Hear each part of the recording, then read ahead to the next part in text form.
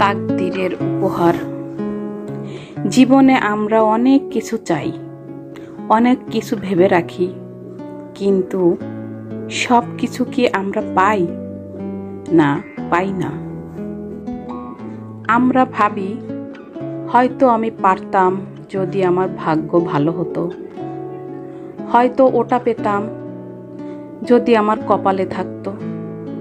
কিন্তু একটা কথা বলি, তাকদীর সবসময় আমাদের ইচ্ছা মতো কিছু দেয় না,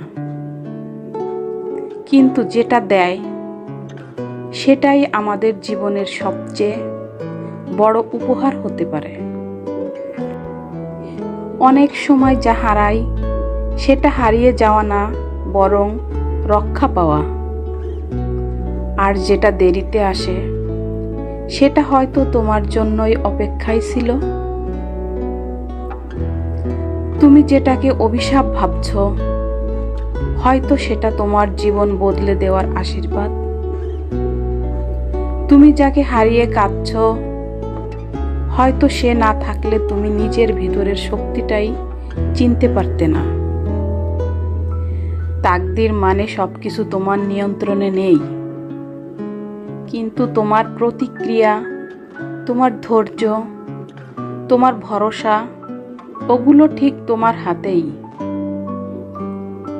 তোমার দেরিতে আসা সাফল্য, তোমার হারিয়ে যাওয়া মানুষ, তোমার বারে বারে ভেঙে পড়া, সবই আসলে একটা করে দরজা খুলে দিয়েছে নতুন উপহারের দিকে।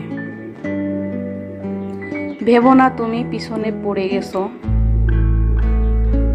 ভেবো আল্লাহ তোমাকে একটু সময় নিচ্ছেন, ঠিক উপযুক্ত সময়টা বেছে নিতে, যেখানে তুমি হাসবে আর বলবে আলহামদুলিল্লাহ। আমি তখন বুঝিনি, কিন্তু আজ বুঝি কেন আমাকে অপেক্ষা করানো হয়েছিল। তাই তাকদীরে যা আসে মন থেকে গ্রহণ করো, কারণ এটা শুধু একটা লেখা নয়, এটা এক একটা করে উপহার, যা একদিন তোমার জীবন বদলে দেবে।